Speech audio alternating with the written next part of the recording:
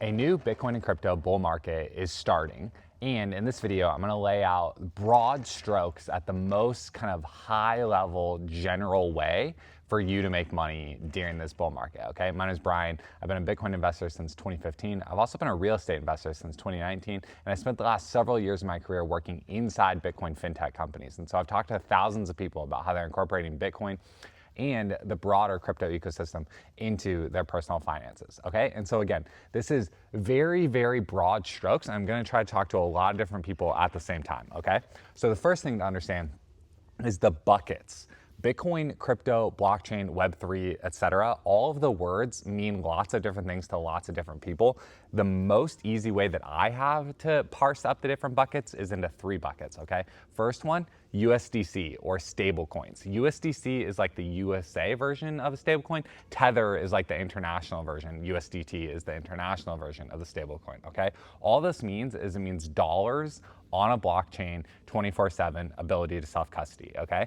This concept is replacing the ACH network because the problem in the United States is that to run an ACH network node, you have to be a member bank. So individuals are not allowed to do that. The government chooses the supply of dollars along with the banks chooses the supply of dollars, and then to be a part of the ACH network, which is the main way that 99% of the bill payments and direct deposits happen in the United States, you have to be a member bank, okay? Blockchains solve this, USDC solves this, and also the ACH network nodes only operate Monday through Friday, 9 to 5. So that's completely dumb. We live in a 24/7 global world. It makes total sense that people want dollars to move, not Monday through Friday, 9 to 5. Okay, so then the second bucket is Bitcoin. And Bitcoin, you've heard it called digital gold, you've heard it called pristine collateral, you've heard it called the best performing asset of the last 10 years. The price performance of the last couple of years have been frustrating to a lot of people, and a lot of people have, there's been tension within the Bitcoin community on,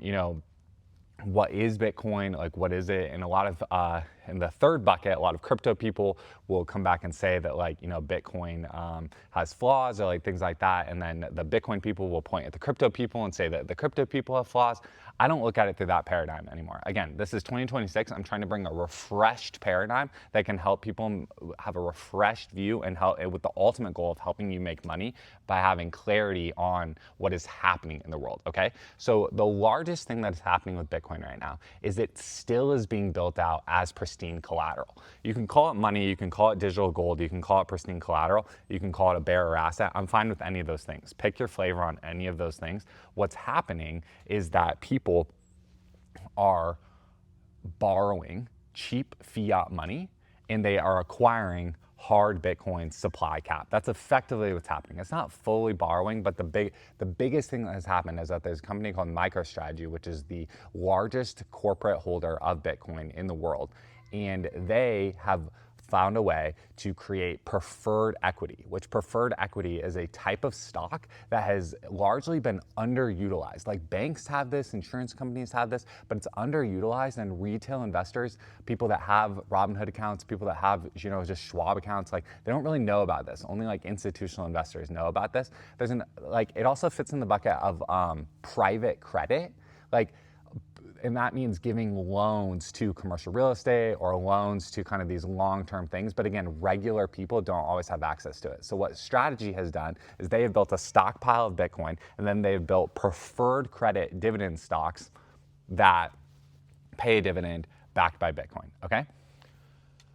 Understanding that takes a lot of work. It takes a lot of work. So again, let's keep it at a high level. This bucket, Bitcoin, you can just say, I just summarize it as this. Bitcoin is augmenting the corporate debt market and then ultimately the government debt market, okay? Because there's lots of investors out there that invest for dividends and invest for income rather than invest for growth.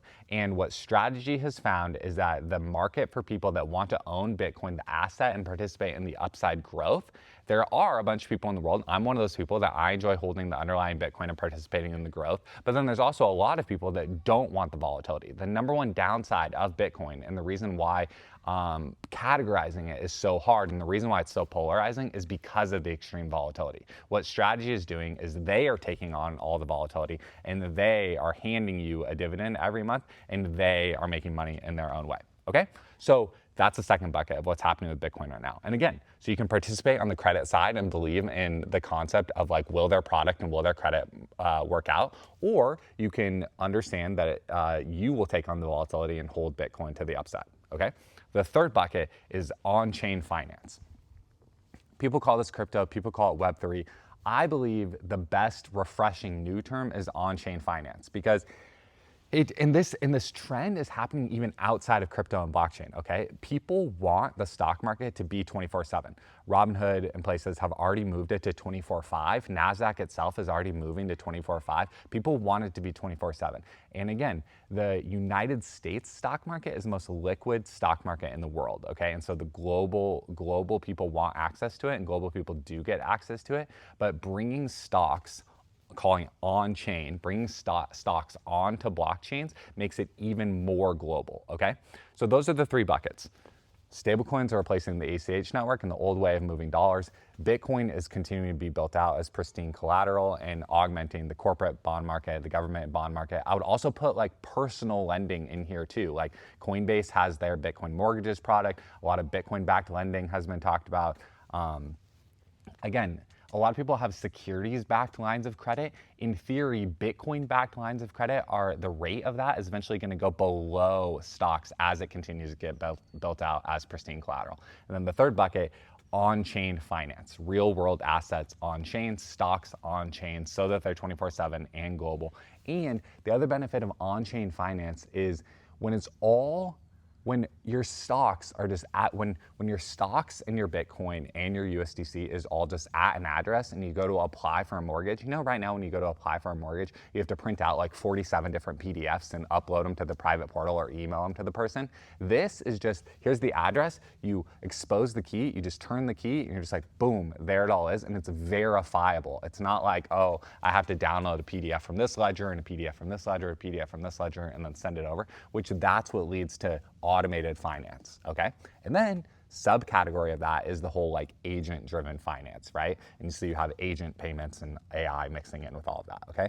So that's a broad buckets that you have to understand.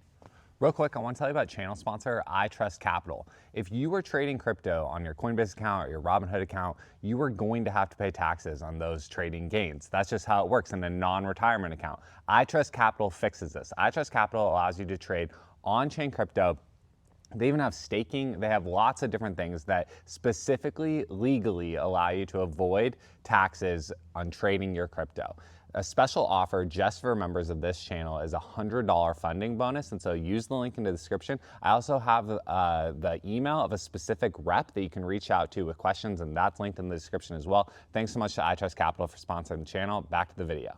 Now, for you to make money, you have to naturally feel where does your brain and your edge go to? Is it in understanding the corporate balance sheets and understanding how Bitcoin is being built out as pristine collateral? Or is it in nailing the exact right protocol that is going to like compete and win the majority of the on-chain finance volume? That's the split right now. And the crypto investors, the on-chain finance investors that are trying to guess where the on-chain stocks are gonna go, the people that like love Hyperliquid, the people that love Solana, like they're, again, I'm speaking hyper generally, they are gonna tell you that like, oh, Bitcoin moves too slow, or understanding that game is too complicated, or like there's not enough upside there. And then same thing, the Bitcoin people are gonna tell, the people that are formerly called Bitcoin maximalists, the people that are called, like they understand that game the best, they're very passionate about Bitcoin versus fiat money, they're gonna point at the crypto game and they're just be like, you know, that's like closer to gambling, like you don't really know what's gonna happen, like that's very risky. And like, I would kind of parse through that and be like, both things are happening, and you have to choose which one do you have an edge on. I think a general way to go through this is why I talk about a 0.21 Bitcoin is the minimum significant amount to hold.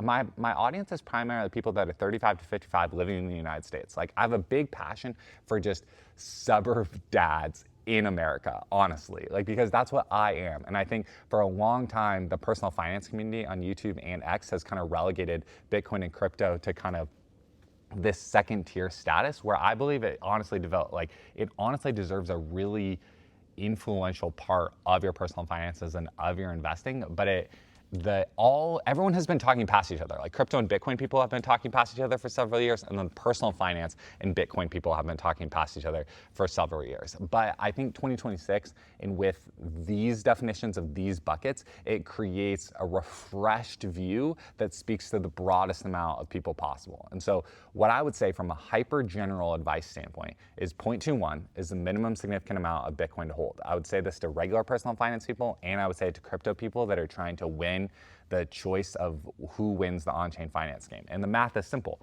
21 million divided by 0.21 is 100 million. In a world of 8 billion people, 100 million puts you in the top 1%. If you want to take it a step further and you have high conviction on Bitcoin, 2.1 puts you in the top 0.1% of the world. Again, 21 million divided by 0.21 is 10 million. In a world of 8 billion people, you are verifiably the top 10 million people to ever hold 2.1 Bitcoin. For the relative fiat amount, that is incredible upside. And it's part of why I believe Bitcoin and people that hold Bitcoin are going to be very influential in finance and politics and everything about the way that the future unfolds. I hope this general overview helped you. If you have questions about this, let me know in the comments or send me an email, brian@brianharrington.org. If you made it all the way to the end and this is resonating with you, there's lots of ways to connect. If you want to talk one-on-one and have a personal strategy call, you can book that link in the description below. If you want to join to talk with others in our private Discord, I might end up moving that to Slack pretty soon, just because Discord is so like gamified and bots and like random stuff. And so, but click join next to the subscribe button and find your way in there. Or if you're down to come to Southern California this November 3 to 5, I'm getting people together in person. It's a place called Marietta Hot Springs Resort for an awesome couple of days together, talking about incorporating Bitcoin and crypto into your personal finances, growing influence, growing your net worth. Going to talk about AI, going to talk about peptides and health and other stuff as well. And so I definitely want to connect with you. Hope this was helpful. Let me know in the comments. Send me an email, brian@brianharrington.org. See you on the next one.